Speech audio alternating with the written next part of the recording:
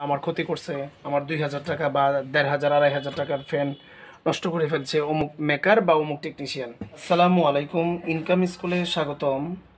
কাজ করার সময় অনেক ক্ষেত্রে ভুলের কারণে, অসচেতনতার জন্যে অথবা কাজ করার মধ্যে অনেক ক্ষতির সম্মুখীন হতে হয়।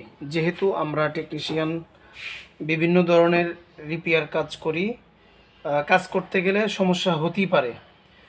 তখনই কষ্ট হয় যখন আমাদের একটু অলসতা অথবা ভুলের কারণে একটা জিনিস নষ্ট হয়ে যায় বা আর্থিক সমস্যার সম্মুখীন হই। তখন খুবই খারাপ লাগে। তেমনি আমি আজকে আমার নিজের হাতের কাজ আমি আপনাদের মাঝে শেয়ার করছি। গতকালকে এই ফ্যান এক ভাই আমাদের কাছে নিয়ে আসছে রিপেয়ার করার জন্যে। আমি ফ্যান কিভাবে খুলতে হয় সেটার উপর অবশ্যই ভিডিও করব। অনেকভাবেই ফ্যান খোলা যায়, তার মধ্যে আমি যেভাবে খুলতেছিলাম এরকমভাবে আমি এখানে আঘাত করে করে খোলার চেষ্টা করছি, যার কারণে এই ফ্যানের এই নিচে এখানে ভেঙে গেছে।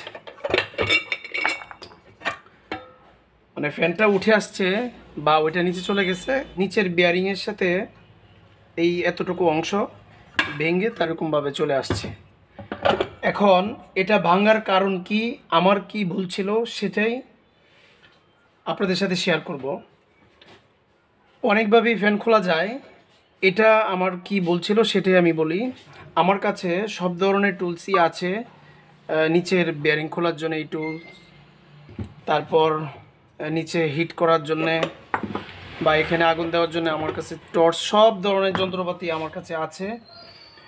বাট আমি নিজে এগুলো ব্যবহার করি নাই অলসতার জন্যে অথবা সময় বাঁচানোর জন্যে। আমি ভাবছি যে এরকমভাবে খুলে ফেলবো, বাট আস্তে আস্তে জোরে আঘাত করার কারণে এই ফ্যানের এই অংশটুকু ভেঙে গেছে। এটা রিপেয়ার করা যায় না, রিপেয়ার করতে গেলে নানান ধরনের সমস্যা হয়, যার কারণে এখন আমার কি করা উচিত, আমি কাস্টমারের সামনেই এটা ভেঙে ফেললাম।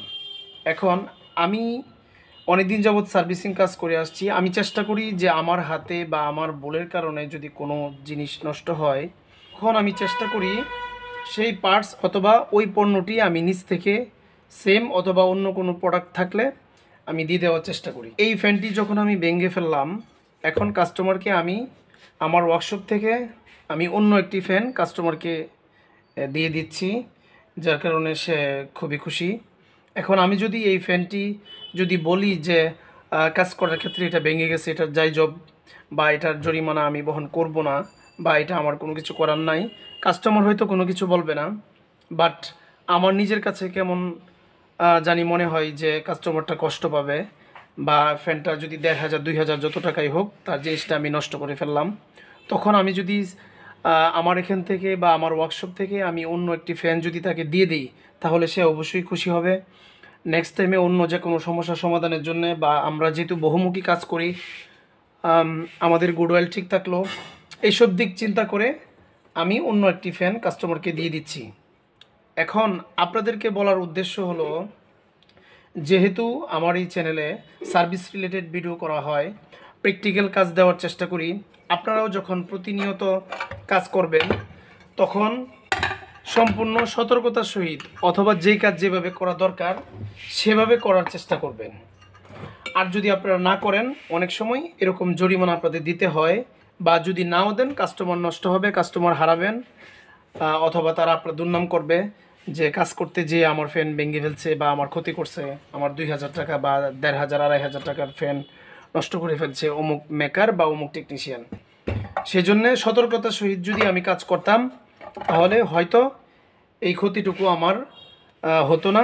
যাক, আমি প্রতিনিয়ত যখনই সমস্যার সম্মুখীন হই তখনই সচেতন হওয়ার চেষ্টা করি। অনেক সময় নিজের কাছে অলসতা চলে আসে, অনেক সময় আমরা নিয়ম অনুযায়ী কাজ করি না। এখন থেকে করার চেষ্টা করব, আপনারাও অলসতা করবেন না, যে কাজ যেভাবে করা দরকার, যে ফ্যান যেভাবে খোলা দরকার, যেভাবে আপনার যন্ত্রপাতি ইউজ করা দরকার সেভাবেই করবেন। এই ফ্যানটি ভাঙার কারণে আমার না হলেও আমার ১৪০০ থেকে ১৫০০ টাকা আমার লস হচ্ছে। আমি লাভ তো দূরের কথা, আমার লস হয়ে যাচ্ছে। আমি যদি আরেকটা ফ্যান দিই, ওই ফ্যানটার বাজার মূল্য হয়তো আনুমানিক কম বেশি হবে। আর আমি যদি এই জিনিসটা না ভাঙতাম তাহলে এখান থেকে অবশ্যই আমি একটি পারিশ্রমিক নিতাম, আমার এত টাকা লস হতো না। যারা সার্ভিস কাজ করেন তারা অবশ্যই বুঝতে পারবেন যে 100 টাকা ইনকাম করা কত কষ্ট বা কতটুকু পরিশ্রম করতে হয়, সময় দিতে হয়। একটা ভুলের কারণে বা একটা লস দেওয়ার কারণে আমার অনেকগুলো ফ্যানের পারিশ্রমিক আমি এখানে ভর্তুকি দিতে হচ্ছে, যদিও এটা আমি ব্যক্তিগতভাবে দিচ্ছি। আপনারা সবাই সতর্ক থাকবেন, যেটা যেভাবে করার সেভাবে করবেন। ধন্যবাদ সবাইকে। আসসালামু আলাইকুম।